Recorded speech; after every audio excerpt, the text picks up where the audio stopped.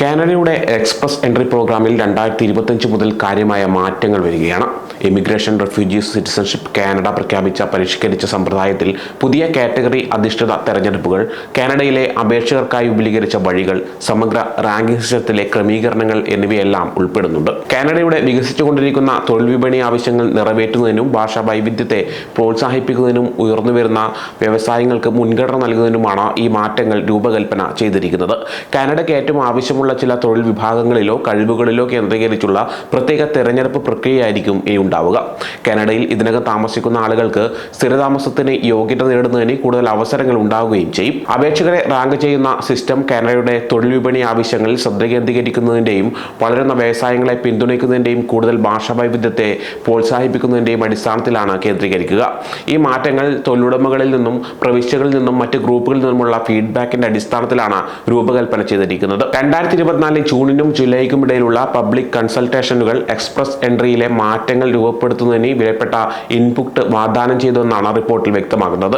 തൊഴിലുടമകൾ, immigration അഭിഭാഷകർ, പ്രവിശ്യ ഗവൺമെന്റുകൾ തുടങ്ങിയ ഗ്രൂപ്പുകൾ കാനഡയിൽ താൽക്കാലികമായി താമസിക്കുന്നവർക്ക് സ്ഥിരതാമസമാകുന്നത് എളുപ്പമാക്കേണ്ടതിന്റെ ആവശ്യകതയെക്കുറിച്ച് പറഞ്ഞെന്നാണ് റിപ്പോർട്ടിൽ വ്യക്തമാകുന്നത്. ഇത്തരം ആളുകൾക്ക് അന്തർദേശീയ വിദ്യാർത്ഥികളെയും താൽക്കാലിക തൊഴിലാളികളെയും പോലെ ഇതിനകം കാനഡയിൽ പ്രവൃത്തി പരിചയമുണ്ട്, ഭാഷ സംസാരിക്കുന്നുണ്ട്, സംസ്കാരം മനസ്സിലാക്കുന്നുണ്ടെന്നും അവർ പറയുന്നു. മറ്റൊരു പ്രധാന നിർദ്ദേശം പ്രത്യേകിച്ച് ക്യൂബിക്കിന് പുറത്തുള്ള ഫ്രാങ്കോഫോൺ അപേക്ഷകരുടെ കുടിയേറ്റം വർദ്ധിപ്പിക്കുക എന്നതായിരുന്നു. രാജ്യത്തുടനീളമുള്ള ഫ്രഞ്ച് സംസാരിക്കുന്ന കമ്മ്യൂണിറ്റികളെ വളർത്താനും പിന്തുണയ്ക്കുന്നതിനുമുള്ള കാനഡയുടെ പദ്ധതിയെ ഈ നിർദ്ദേശം പിന്തുണയ്ക്കുന്നുമുണ്ട്. 2025 എക്സ്പ്രസ് എൻട്രിയിലേക്കുള്ള ഒരു പ്രധാന മാറ്റം മുൻ ഫെഡറൽ ഹൈ സ്കിൽഡ് വിഭാഗത്തെ 2 വ്യത്യസ്ത സ്ട്രീമുകളായി വിഭജിച്ചു എന്നതാണ്. Federal economic priorities, in Canada focus എന്നിങ്ങനെയാണ് തിരിച്ചിരിക്കുന്നത്. വിദേശത്തു നിന്നുള്ള പ്രതിഭകളെ ആകർഷിക്കുന്നതിനും ഇതിനകം താമസിക്കുന്നതും കനേഡിയൻ സമ്പദ്വ്യവസ്ഥയിലേക്ക് സംഭാവന ചെയ്യുന്നതുമായ താൽക്കാലിക താമസക്കാരെ രാജ്യത്ത് തന്നെ നിലനിർത്തുന്നതിനുമാണ് ഈ മാറ്റം രൂപകൽപ്പന ചെയ്തിരിക്കുന്നതെന്നാണ് അധികൃതർ വ്യക്തമാക്കുന്നത്. ആരോഗ്യ പ്രവർത്തകർ, വിദഗ്ധരായ വ്യാപാരികൾ, സാങ്കേതിക വിദഗ്ധർ തുടങ്ങിയ രാജ്യത്തിന് വളരെ പ്രധാനപ്പെട്ട ജോലികൾക്കായി കുടിയേറ്റക്കാരെ കൊണ്ടുവരുന്നതിൽ കാനഡ ശ്രദ്ധ കേന്ദ്രീകരിക്കും. 2025 ഈ പ്രത്യേക തൊഴിലുകൾക്ക് മുൻഗണന നൽകി ഈ ഗ്രൂപ്പിൽ 41,700 പേരെ അനുവദിക്കാൻ കാനഡ പദ്ധതിയിടുന്നുണ്ട്. ഇൻ കാനഡ ഫോക്കസ് സ്ട്രീം വഴി അന്തർദേശീയ വിദ്യാർത്ഥികൾ, താൽക്കാലിക വിദേശ തൊഴിലാളികൾ തുടങ്ങിയ താൽക്കാലിക താമസക്കാർക്ക് സ്ഥിരതാമസാവകാശം നേടാനുള്ള അവസരങ്ങൾ നൽകും.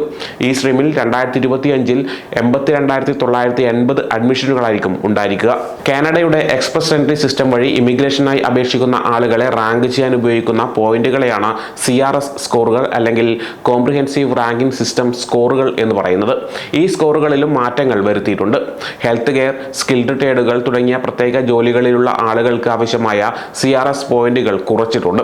ഇത് അവർക്ക് തൊഴിൽ വിസ അപേക്ഷിക്കുമ്പോൾ സാധ്യതകൾ കൂടുതൽ എളുപ്പമാക്കുന്നു. ആരോഗ്യ പ്രവർത്തകർക്ക് ഏകദേശം 450 സ്കോർ ആവശ്യമായി വന്നേക്കാം. ട്രേഡ് തൊഴിലാളികൾക്കും ഇതേ കുറഞ്ഞ സ്കോറുകൾ മതിയാകും.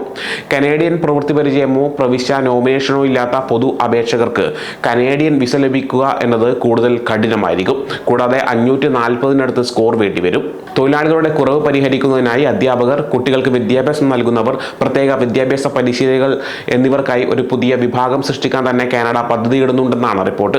കൂടുതൽ ദ്വിഭാഷാ തൊഴിലാളികളെ കൊണ്ടുവരാൻ കാനഡ ആഗ്രഹിക്കുന്നതിനാൽ ഫ്രഞ്ച് സംസാരിക്കുന്ന വിദ്യാഭ്യാസ പ്രൊഫഷണലുകൾക്ക് നേട്ടമുണ്ടായേക്കാം. കാനഡയുടെ മാറിക്കൊണ്ടിരിക്കുന്ന സാമ്പത്തിക മുൻഗണനകളും എക്സ്പ്രസ് എൻട്രി സിസ്റ്റത്തിലെ മാറ്റങ്ങളെ സ്വാധീനിക്കുന്നുണ്ട്. ക്ലീൻ എനർജി, ബയോടെക്നോളജി, നിർണായക ധാതുക്കൾ തുടങ്ങിയ മേഖലകളിലെ വർദ്ധിച്ചു വരുന്ന തൊഴിലവസരങ്ങളുമായി പൊരുത്തപ്പെടുന്നതിന് കാനഡ അതിന്റെ ഇമിഗ്രേഷൻ സിസ്റ്റം മാറ്റുകയാണ്.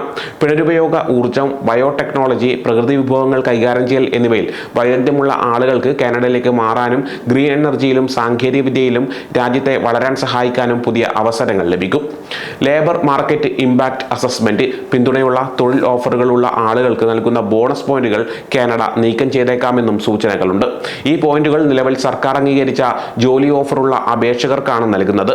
ഈ മാറ്റം സംഭവിക്കുകയാണെങ്കിൽ ജോലി വാഗ്ദാനം ചെയ്യുന്നതിന് പകരം വൈദഗ്ധ്യം, വിദ്യാഭ്യാസം, ഭാഷാ കഴിവ് തുടങ്ങിയ കാര്യങ്ങളിൽ ശ്രദ്ധ കേന്ദ്രീകരിക്കും. അതായത് കാനഡയിൽ ഒരാൾക്ക് ജോലി നൽകുന്നു എന്നതിനപ്പുറം അദ്ദേഹത്തിന്റെ വിദ്യാഭ്യാസം, ഭാഷാ കഴിവ്, ആ രാജ്യത്ത് ആ വ്യക്തിക്ക് എന്തൊക്കെ സംഭാവന ചെയ്യാൻ കഴിയും എന്നീ കാര്യങ്ങൾ പരിഗണിച്ചായിരിക്കും ജോലി ലഭിക്കുക.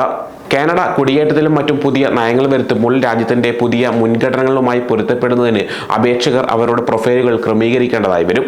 ആരോഗ്യ സംരക്ഷണം, വ്യാപാരം, വിദ്യാഭ്യാസം തുടങ്ങിയ പ്രധാന മേഖലകളിൽ ശ്രദ്ധ കേന്ദ്രീകരിക്കുക, ഭാഷാ വൈദഗ്ധ്യം മെച്ചപ്പെടുത്തുക, കാനഡയിൽ തൊഴിൽ പരിചയം നേടുക എന്നിവയെല്ലാം ഇതിൽ ഉൾപ്പെടുന്നുണ്ട്. അപേക്ഷകർ നയപരമായ മാറ്റങ്ങളെക്കുറിച്ച്, പ്രത്യേകിച്ച് പുതിയ തൊഴിൽ വിഭാഗങ്ങളെക്കുറിച്ചും LMI യെക്കുറിച്ചും അപ്ഡേറ്റ് ആയിരിക്കേണ്ടത് അത്യാവശ്യമാണ്.